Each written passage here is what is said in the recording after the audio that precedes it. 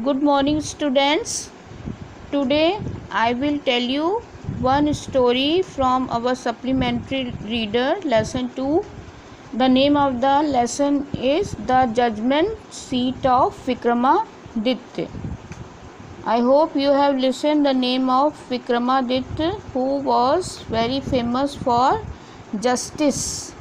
So about this lesson, the name of King Vikramaditya is famous in Indian history. He was the king of Ujjain. After his death, his palaces were ruined and the people took their animals to graze at that place. And once a chair like thing appeared there. A boy of village sat on it and started playing justice. So they were playing the game of justice. One boy become judge and another will ask the question. The king ruling the kingdom of that time thought of taking out that chair.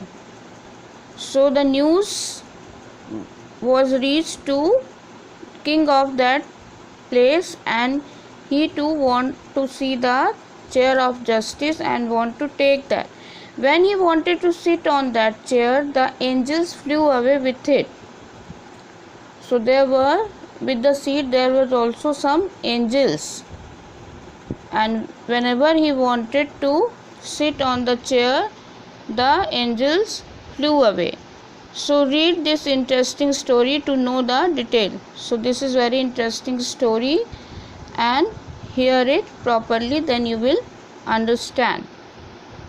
So we are all familiar with the name Vikramaditya. As I have told you, you must have heard the name of Vikramaditya, who was famous for justice.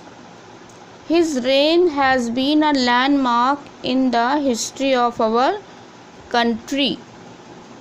तो आप सभी ने विक्रमादित्य का नाम सुना होगा, जो न्याय के लिए प्रसिद्ध हैं और वो भारत के इतिहास में एक मील का पत्थर हैं. जब भी न्याय की बात होती है तो विक्रमादित्य का नाम सुना जाता है. The Vikram Samvat owes its origin to him. Vikram Samvat भी उन्हीं के नाम से चलाया जाता है. हिंदू कैलेंडर में विक्रम संवत के हिसाब से चलता है, तो ये विक्रमादित्य के ही नाम से चलता है. Although his name is so famous, it is strange that we hardly know anything definite about his life. So we do not know chronologically when he was born and about the definite things about the history of this king. There is one thing certain about him, however. He loved justice. Justice का mean है न्याय, justice and learning. He was a very learned king. He gave perfect justice to his people and gathered learned men about him in his court. So every day some learned person came into his court. तो उनका दरबार जो है ज्ञानी पुरुषों से भरा रहता था. It is said that he was the greatest judge in history. उन्हें इतिहास का सबसे बड़ा जज कहा जाता है. He was the supreme judge of Indian history. So Vikramaditya was never deceived anyone, nor did he ever punish the wrong man. So he always recognized the person who is guilty. The guilty trembled when they came before him, for they knew that his eyes would look straight into their guilt. You know why the guilty men trembled when they went near him? Because he could find out the person who has done the crime. इसीलिए जो अपराधी होते थे उनके सामने जाने से डरते थे. इसलिए नहीं कि वो बहुत क्रूएल थे, बट वो समझ जाते थे कि किसने अपराध किया है. And those who came to him with difficult problems were always satisfied by the way he solved them. और जो भी उनके पास जाते थे वो उनकी कठिन से कठिन समस्या को विक्रमादित्य जो थे सुलझा दिया करते थे। कितनी भी कठिन समस्या हो विक्रमादित्य जो है उसे ठीक से सुलझा देते थे, जिससे कि सभी लोग सेटिस्फाइड हो जाते थे। And so in India after him whenever any judge pronounced his judgment with great skill, it was said of him, he must have sat on the judgment seat of Vikramaditya. और जब भी कभी किसी का न्याय बहुत ही सराहा जाता है तो यही कहा जाता है कि ये तो बिल्कुल विक्रमादित्य की तरह इन्होंने न्याय दिया है। तो he was the synonym to the justice Vikramaditya. Has anyone ever seen the judgment seat of Vikramaditya? क्या कभी किसी ने विक्रमादित्य की जो जजमेंट सीट है उसको देखा है? Perhaps not. नहीं, किसी ने भी नहीं देखा। Because seat does not exist anymore. I am going to tell you how it disappeared.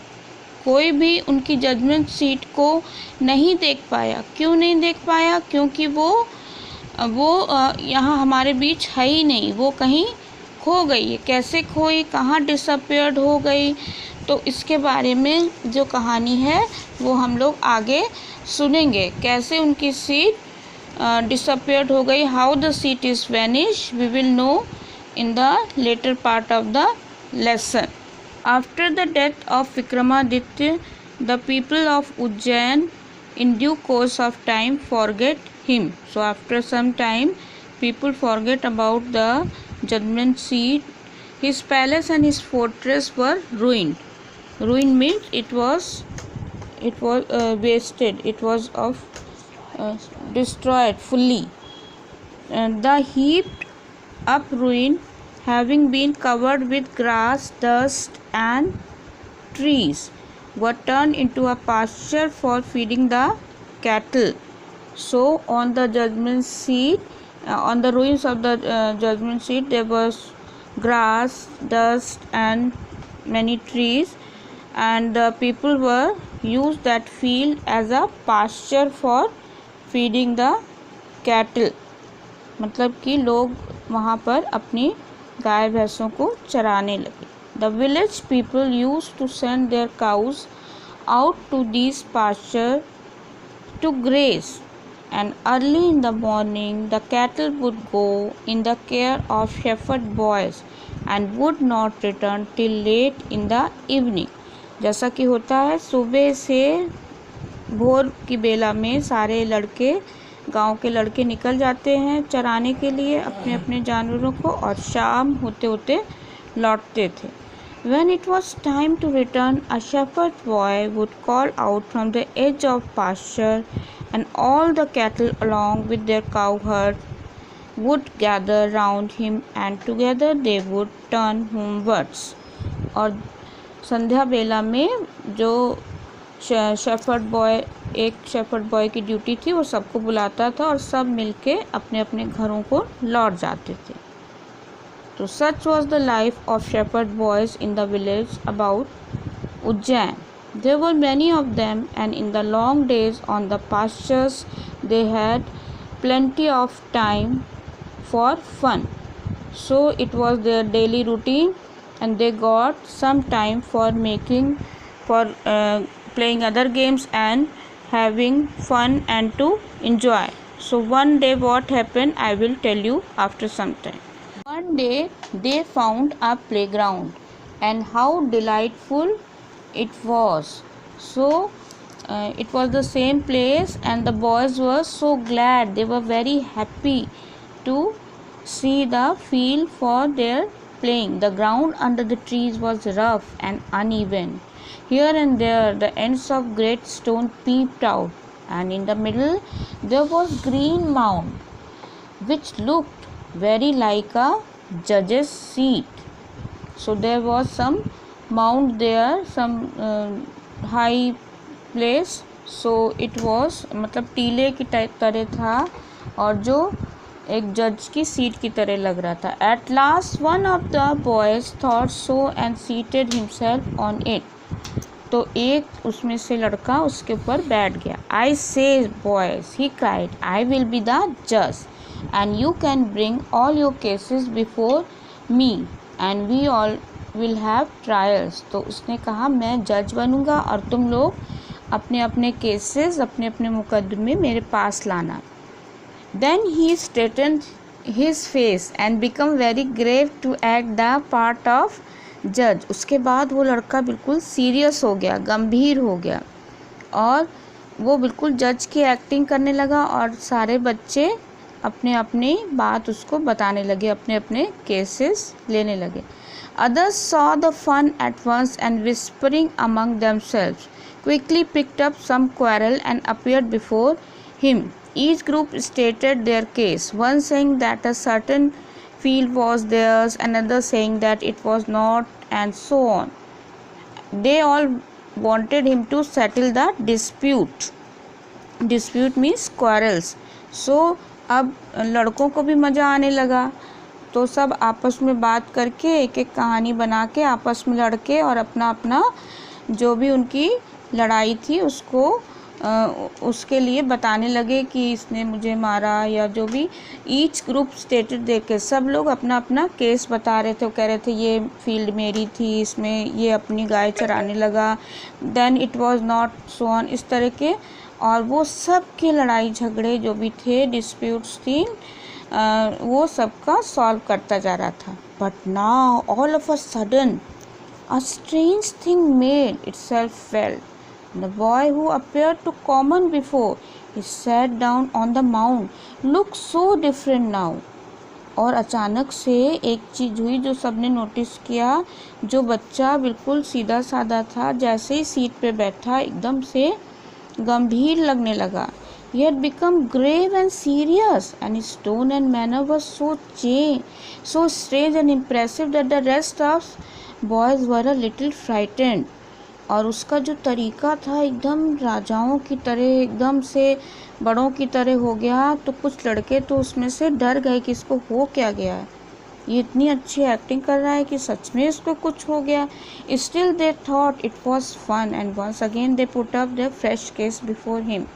And once more he gave his judgment. लेकिन थोड़ी देर के बाद उनका जो डर था वो जाता रहा और फिर से उन्हें मज़ा आने लगा इस गेम में और वो अपने अपने केसेस उस लड़के को बताने लगे और वो उनको सॉल्व करने लगा. And this went on for hours and hours together.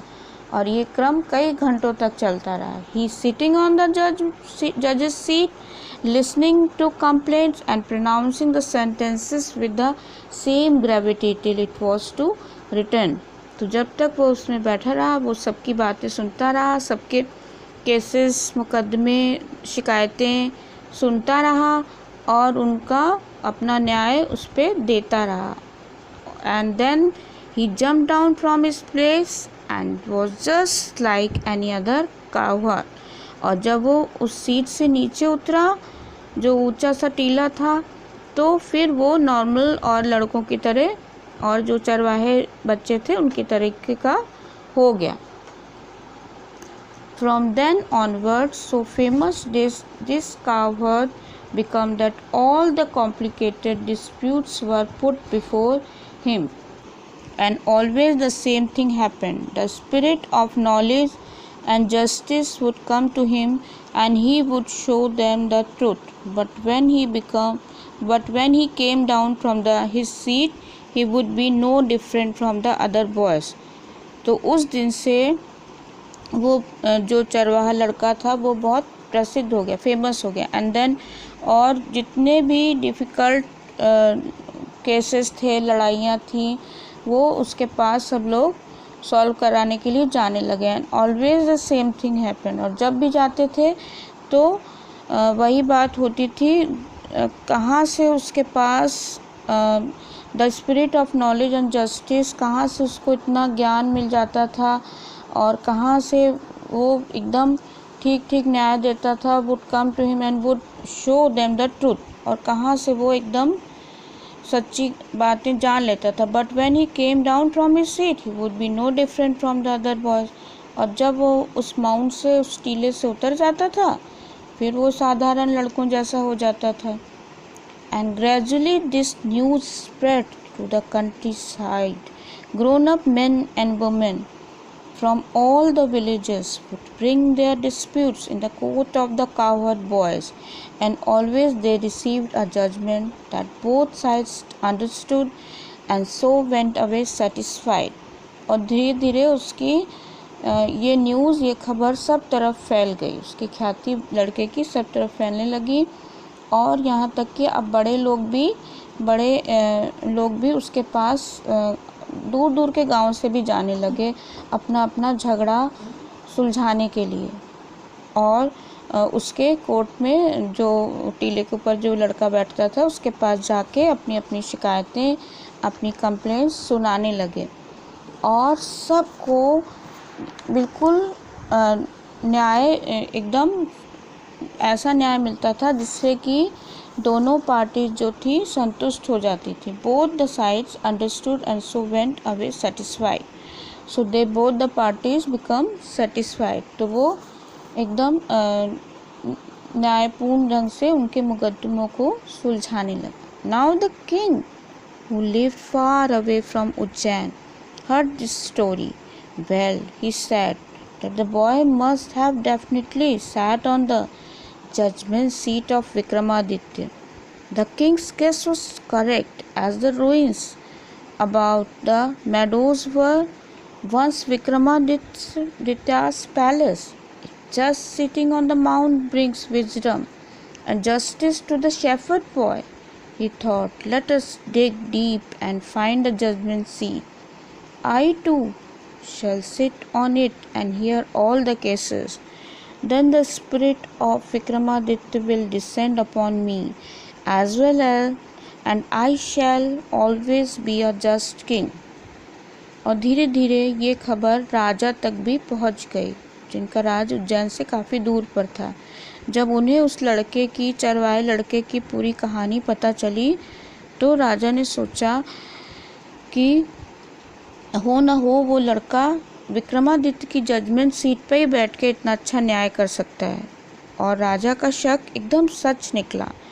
जब वहाँ पर जो भी रूइंस थे, जो भी चीज़ें नष्ट हो गई थी, घास और उसमें पेड़ उगाए थे, जब उनको खोदा गया और तो उसमें देखा गया वहीं पर राजा विक्रमादित्य का महल वहीं पर था।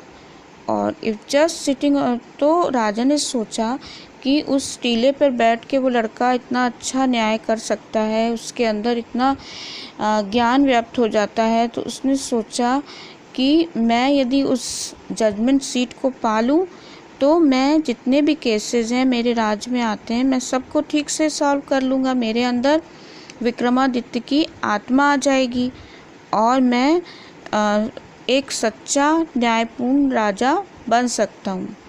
तो राजा के अंदर इच्छा उत्पन्न हुई कि उस सीट को वो पाले।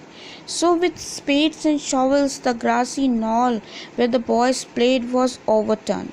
The boys who had been the self-made judge was sorrowful. He felt that something very dear to him was being taken away. So राजा के जितने भी काफ़ी कर्मचारी फावड़ा और जो भी औजार उसमें लगते थे उस स्थान पे पहुँचे और उन लोगों ने उस टीले को और घास को उखाड़ना शुरू किया।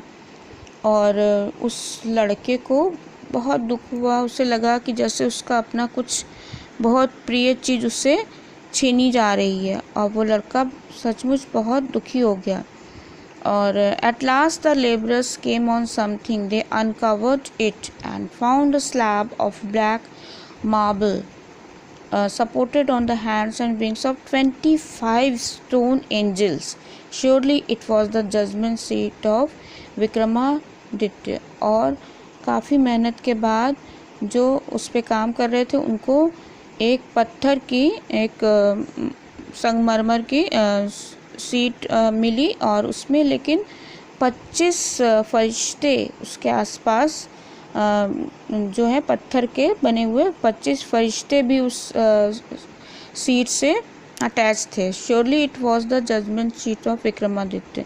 हो ना हो यही राजा विक्रमादित्य की न्याय का सिंहासन था। With great rejoicing, it was brought to the city and placed in the hall of justice. The king ordered his people to observe 3 days prayer, fasting, and announced that on the 4th day he would ascend the throne publicly. So everybody was happy. तो सब लोग बहुत प्रसन्न थे कि उन्हें राजा विक्रमादित्य की judgement seat मिल गई है और उसको जहाँ पर राजा न्याय करते थे उस हॉल में रखा गया। और राजा ने अपने लोगों से कहा कि आप लोग 3 दिन तक व्रत रखिए और पूजा पाठ करिए, प्रार्थना करिए और चौथे दिन मैं इस सिंहासन पर बैठूंगा, सबके सामने मैं इस सिंहासन पर बैठूंगा।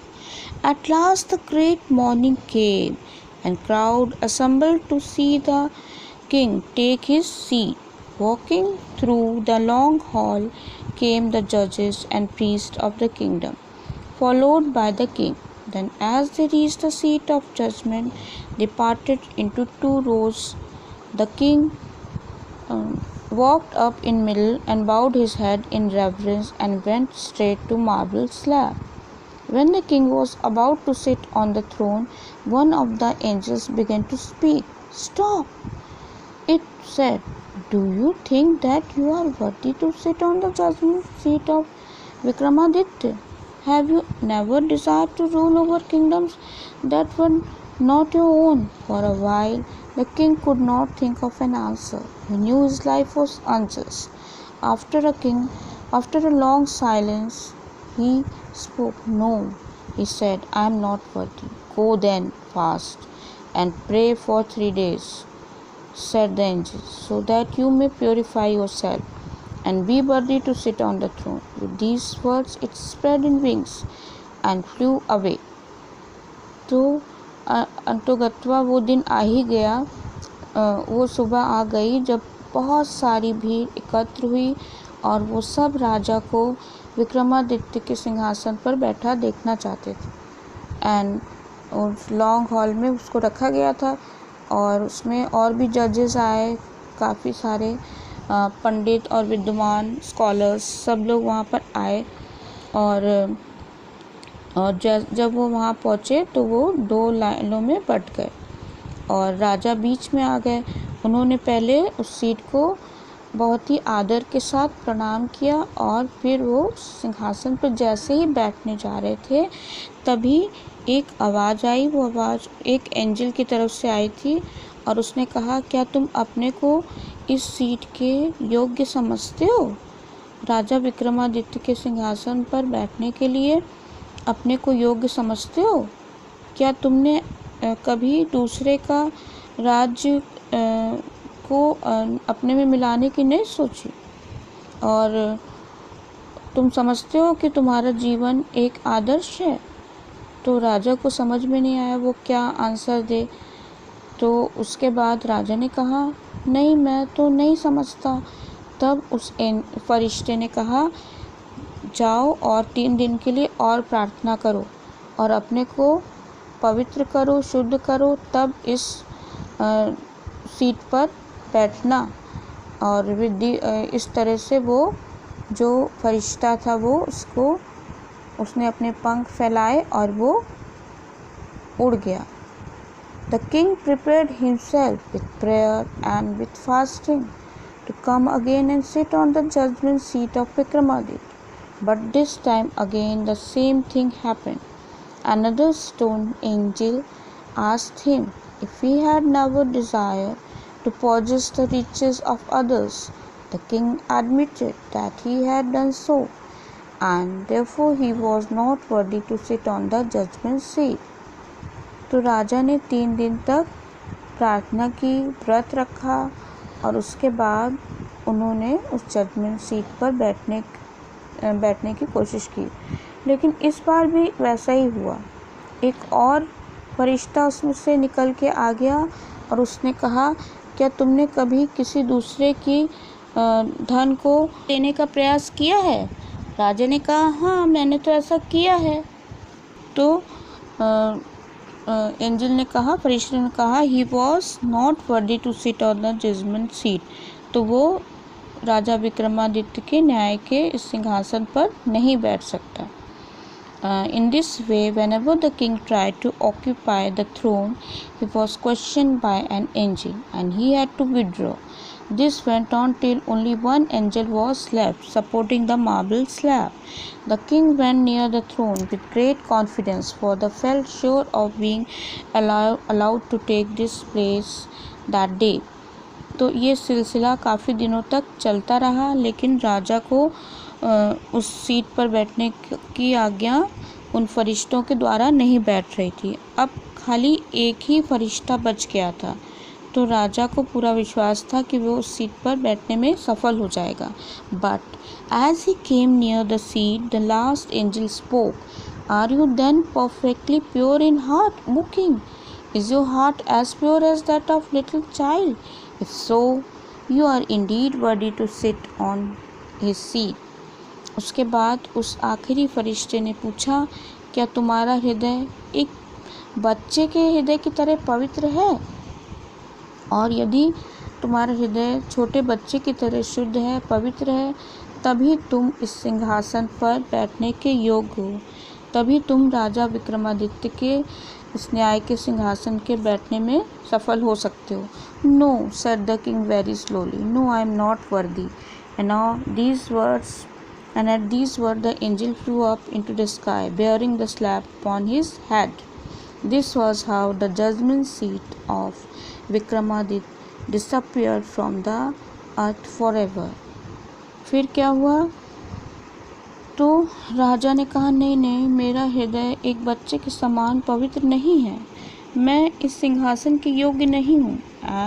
और राजा के इतना कहते ही जो आखिरी जो लास्ट फरिश्ता था वो आकाश में, वो उसने भी अपने पंख फैलाए और आकाश में उड़ गया, लेकिन इस बार वो अपने साथ उस सीट को भी ले गया और इस तरह से विक्रमादित्य का सिंहासन जो था हमेशा के लिए यहाँ से गायब हो गया। It was vanished for ever.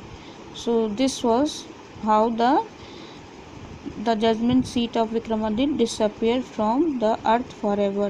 So that seat was disappeared or vanished forever.